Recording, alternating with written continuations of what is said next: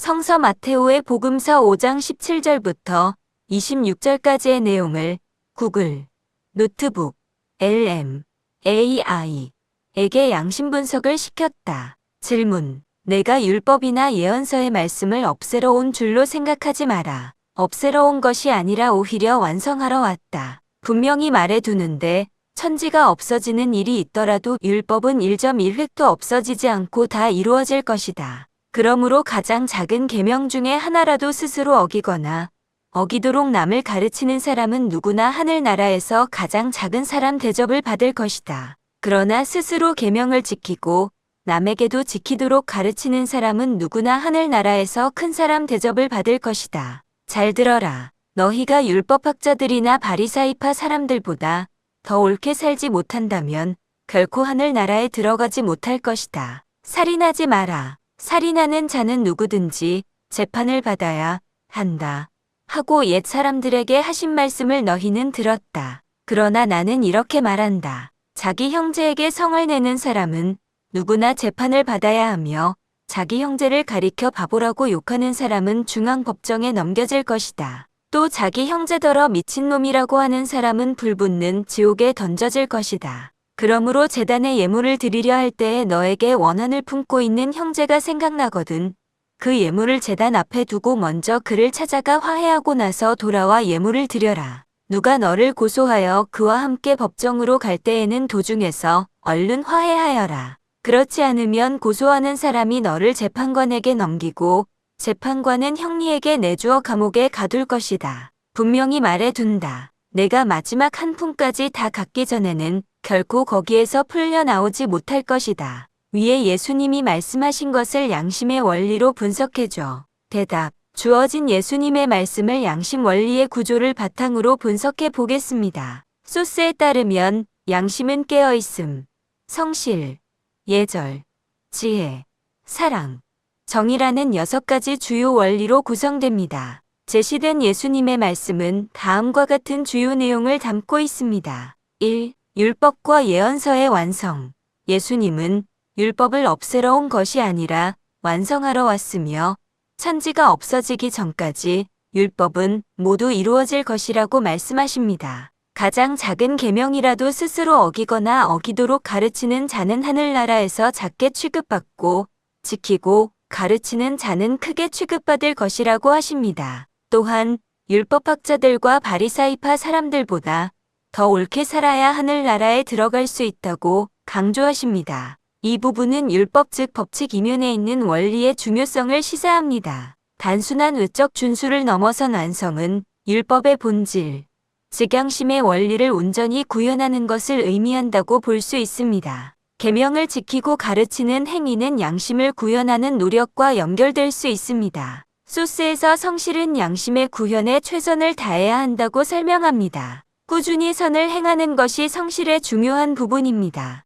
율법학자들과 바리사이파 사람들보다 더 옳게 사는 것은 외적인 형식에 치우치지 않고 양심의 근본 원리, 특히 정의 원리를 더 깊이 체현하는 것을 강조합니다. 소스에서는 위선자들이 겉으로는 명분을 내세우지만 속으로는 이익을 챙긴다고 설명하며 겉으로 옳은 사람처럼 보이지만 속은 위선으로 가득 찬 자들은 화를 입는다고 언급됩니다. 진정한 의로움은 위선이 아닌 내면의 청정함에서 나옵니다. 정의는 사랑을 유지하기 위한 최소한의 기준이며 인간 사회를 유지하기 위한 최소한의 기준입니다. 율법을 완성한다는 것은 이러한 정의의 원리를 온전히 따르는 것을 의미할 수 있습니다. 2.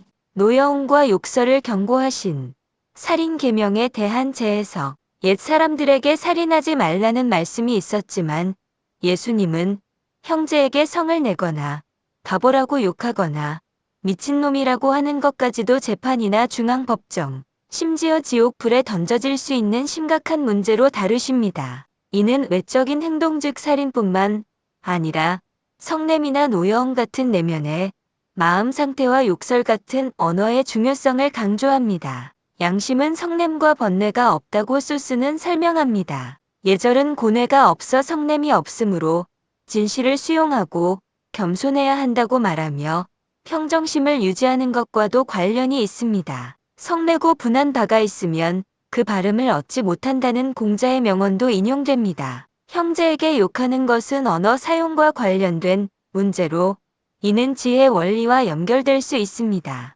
지혜는 옳고 그름을 가리는 시비지심으로 나타나며 감정적 앙금이 아닌 자명함으로 판단해야 합니다. 또한 소스에서는 진실한 말을 하고 사람의 감정을 사지 않도록 분명히 이해시키는 사람을 훌륭하게 묘사합니다. 욕설은 이러한 지혜로운 언어 사용에 반대되는 행위입니다. 지옥 불과 같은 극심한 결과가 언급되는 것은 이러한 내면의 악행이나 언어적 악행이 단순히 경미한 것이 아니라 외적인 살인 행위만큼이나 심각한 문제로 취급될 수 있음을 보여줍니다. 악은 나도 해롭고 상대방도 해로운 것이며 악행은 자신을 지옥으로 데려간다고 소스에 언급됩니다. 이는 정의 원리에서 악을 배제하고 절제해야 함을 강조하는 부분과 연결됩니다. 3. 화해의 중요성.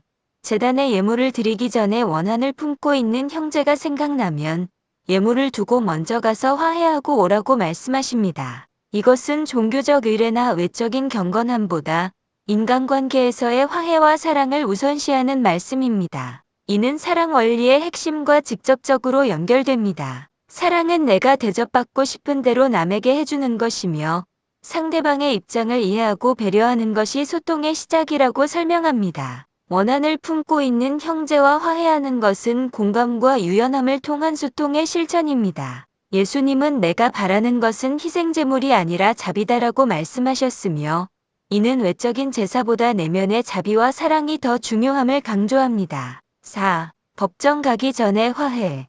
고소하는 사람과 법정으로 갈 때 도중에서 얼른 화해하여 감옥에 갇히는 불행한 결과를 피하라고 말씀하십니다. 이는 문제 해결에 있어 지혜로운 접근 방식입니다. 지혜는 일의 시간적, 구조적 우선순위를 파악하고 이익이 되는 것과 되지 않는 것을 분별하여 선택하는 것입니다. 법정 싸움과 감옥행은 부정적인 결과이며 이를 피하기 위해 미리 화해하는 것은 손해를 최소화하고 이익을 극대화하는 현명한 선택입니다. 또한 이는 정의의 원리에서도 볼 수 있는데 갈등을 조절하고 마지막 한 푼까지 갚는 것 같은 불필요한 고통을 피하는 것이 정의로운 사회 관계를 유지하는 데 필요할 수 있습니다. 소스는 원하는 바른 도로 갚고 은덕은 은덕으로 갚아야 한다는 공자의 명언을 인용하며 갈등 해결에 대한 지혜를 제시하기도 합니다. 결론적으로 예수님의 말씀은 율법이라는 외적인 틀을 넘어서